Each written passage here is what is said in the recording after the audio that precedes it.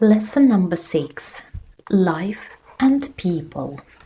Relationships. Number 1. Neighbor. A person who lives next to you or near you. Our next door neighbors are very noisy. Acquaintance. A person that you know but who is not a close friend. They are just business acquaintances. Number 3. Best friend or bestie. It was fun hanging out with my bestie. Number 4. Engaged couple. Two people who have agreed to marry each other. Fiancé, a woman who is engaged to be married. Fiancé, a man who is engaged to be married. Pay attention that pronunciation is the same, but spelling is different.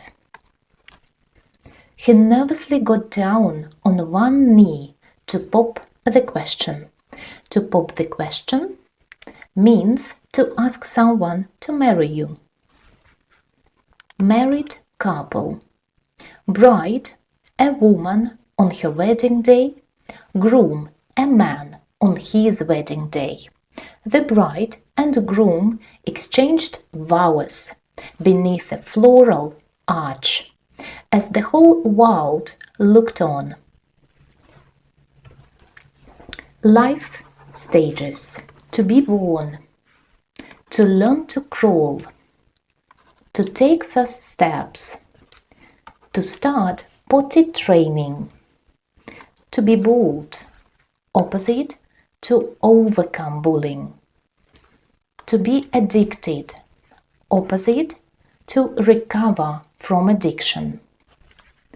To be estranged from family. To reconnect with family. To adopt a child, synonym to foster children. To come close to death. To become a centenarian. Call names. To verbally abuse someone by using rude or insulting names. Nerd. An intellectual person, often socially awkward. He stayed late to finish the coding project. Such a nerd. Slop. British and slab, American pronunciation. A messy or lazy person, informal and negative.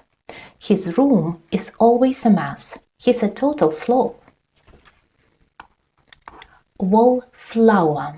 A shy person who avoids social attention. At the party, she sat by the wall like a wallflower.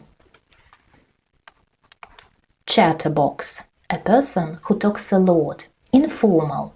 Don't sit next to Lisa. She's a chatterbox. Show off. Someone who tries to attract attention. He always flashes cash to impress people. What is show off? Chick. A girl or young woman, informal and can be disrespectful. The chick is riding the same skateboard as me. Let's test your English. Number 1. What do we call a person you know slightly, but who is not a close friend? Number 2. What's the term for a person who is physically and psychologically dependent on a substance or activity? They are unable to stop. And last one, number 3. A shy or quiet person who stays on the sidelines at social events. Give me your answers in the comments and I will see you next time. Thanks for being with me today. See you guys. Bye.